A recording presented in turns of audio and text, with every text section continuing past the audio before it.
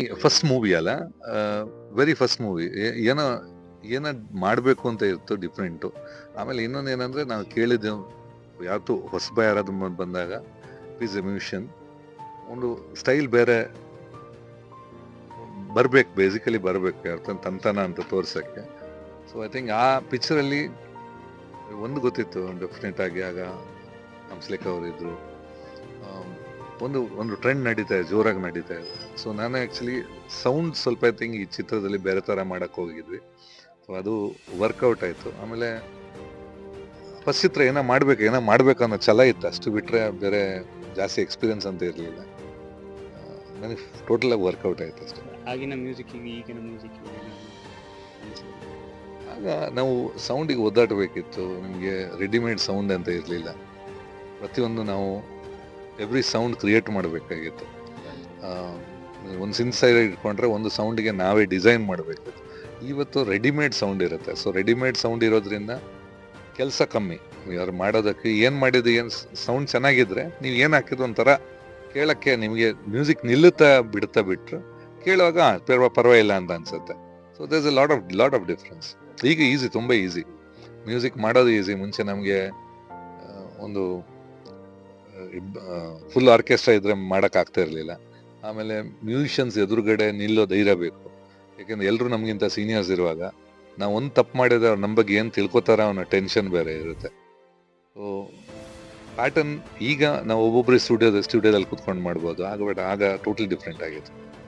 So ಮತ್ತೆ theatrical response ಬಗ್ಗೆ ಏನು? ಅನ್ಎಕ್ಸ್ಪೆಕ್ಟೆಡ್. ನಾನು ಆ್ಯಕ್ಚುಲಿ ಎಕ್ಸ್ಪೆಕ್ಟ್ ಮಾಡಿಲ್ಲ.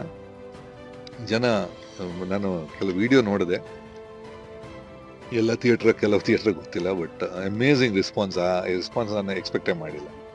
ನಿಮ್ಮ ಪ್ರಕಾರ ಏನಾಗ್ತಿದೆ ಸರ್? ಅಂದರೆ ಮೊದಲು ಈ ಹೊಸ ಬರ್ತಿರೋ ಮೂವಿಗೆ ಥಿಯೇಟ್ರಿಕಲ್ ಚೆನ್ನಾಗಿ ಬರ್ತಿಲ್ಲ ಅಂತಿದ್ದಾರೆ, ಅದಕ್ಕೆ ನಿಮ್ಮ ಈ ಒಳ್ಳೆ ಚಿತ್ರ ಮಾಡಿದ್ರೆ ಡೆಫಿನೆಟ್ ಆಗಿ ಬರ್ತಾರೆ.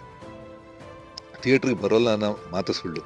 ಒಂದು ಡೆಫಿನೆಟ್ ಆಗಿ ನೆಟ್ಫ್ಲಿಕ್ಸ್ ಅಥವಾ ಅಮೆಝಾನ್ ಬಂದ ನಂತರ ಸ್ವಲ್ಪ ಕಾಯೋಣ ಆಮೇಲೆ ನೋಡೋಣ ಅನ್ನೋ ಒಂದು ಲೇಸಿ ಆ್ಯಟಿಟ್ಯೂಡ್ ಇರ್ಬೋದು.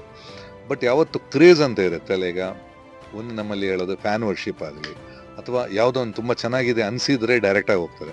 ಈ ಕೆಲವು ಪಿಕ್ಚರ್ ನಾನು ಹೇಳೋದು ದೊಡ್ಡ ಸ್ಟಾರ್ ಪಿಕ್ಚರು ಫಸ್ಟೇನೇ ಜನ ಇರಲ್ಲ. ಅದು ಹೆಂಗೆ ಗೊತ್ತಾಗುತ್ತೆ ಅಂತ ನಮಗೂ ಗೊತ್ತಾಗಲ್ಲ.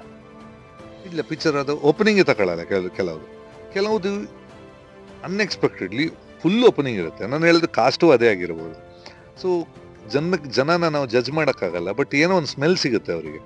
ಆ ಸ್ಮೆಲ್ ಹೆಂಗೆ ಸಿಗುತ್ತೆ ನಮಗೂ ಗೊತ್ತಿಲ್ಲ. ತುಂಬ ಪಿಕ್ಚರ್, ಎಲ್ಲ ಪಿಕ್ಚರ್ ಅಂತ ಹೇಳಲ್ಲ, ತುಂಬ ಪಿಕ್ಚರ್ ಸಡನ್ ಆಗಿ ಇಟ್ ವರ್ಕ್ಸ್ ಔಟ್. ನಾನು ಹೇಳೋದು ಕೆಲವುದು ದೊಡ್ಡ ಪ್ರೊಜೆಕ್ಟೆಡ್ ಫಿಲ್ಮ್ ಇದೆ, ದೊಡ್ಡ ಫಿಲ್ಮ್ ಅಂತ ಬರುತ್ತೆ, ದೊಡ್ಡ ಕಾಸ್ಟು, ಸ್ಟಾರ್ಟಿಂಗ್ ಓಪನಿಂಗ್ ಇರಲ್ಲ. ಸೊ ಹೇಳಕ್ಕಾಗಲ್ಲ. ಆಮೇಲೆ ಇನ್ನೊಂದು ಒಳ್ಳೆ ಚಿತ್ರ ಇದ್ರೆ ಡೆಫಿನೆಟ್ ಆಗಿ ಅದು ರೇರ್ ಕೇಸು, ಫೇಲಿಯರ್ ಆಗೋದಿಲ್ಲ, ರೇರ್ ಕೇಸ್. ಜನರಿಗೆ ಒಳ್ಳೆ ಚಿತ್ರ ಕೊಡ್ಬೇಕು. ಈಗ ಏನಾಗಿದೆ, ಏನಾದ್ರು ತುಂಬ ಕೆಟ್ಟ ಚಿತ್ರ ಕಂಟಿನ್ಯೂಸ್ ಬರ್ತಾ ಇದ್ರೆ ರಿಸ್ಕ್ ತಗೊಳಕ್ ಹೋಗಲ್ಲ ಜನ. ಡೆಫಿನೆಟ್ ಆಗಿ quality, Kannada films quality improve ಆಗ್ಬೇಕು. ಯಾಕಂದ್ರೆ ಮಧ್ಯ KGF, ಕಾಂತಾರ ಈ ಬಂದಾಗ ಒಮ್ಮೆ ಕನ್ನಡಕ್ಕೆ ಹೈಪ್ ಇತ್ತು, ಈಗ ಮತ್ತೆ ಹಂಗೆ ಕುಸಿದಿದೆ. ಈಗ ಅಮೆಝಾನ್ ಪ್ರೈಮ್ ಅವರೆಲ್ಲ ತಗೊಳ್ಳಲ್ಲ, ಡೈರೆಕ್ಟಾಗಿ ಫಿಲ್ಮ್ ತಗೋತಾ ಇಲ್ಲ. ಕಾರಣ ಅಷ್ಟೇ, ನೀವು ಏಟ್ ತಿಂದ್ರು ತಗೊಳ್ಳಲ್ಲ ಅವರು, ಮತ್ತೆ ಜನನು ಹಂಗೆ ಅಂತ ಅನ್ಕೊಂಡು. Karnataka film chamber of commerce official ಆಗಿ ಫಸ್ಟ್ ಟೈಮು ಯೂಟ್ಯೂಬ್ ಚಾನಲ್ ಶುರು ಮಾಡಿದ್ದಾರೆ. ಸೊ ಡೈರೆಕ್ಟು ಅಥೆಂಟಿಕ್ ನ್ಯೂಸ್ಗಾಗಿ ಎಲ್ಲರೂ ಸಬ್ಸ್ಕ್ರೈಬ್ ಮಾಡಿ.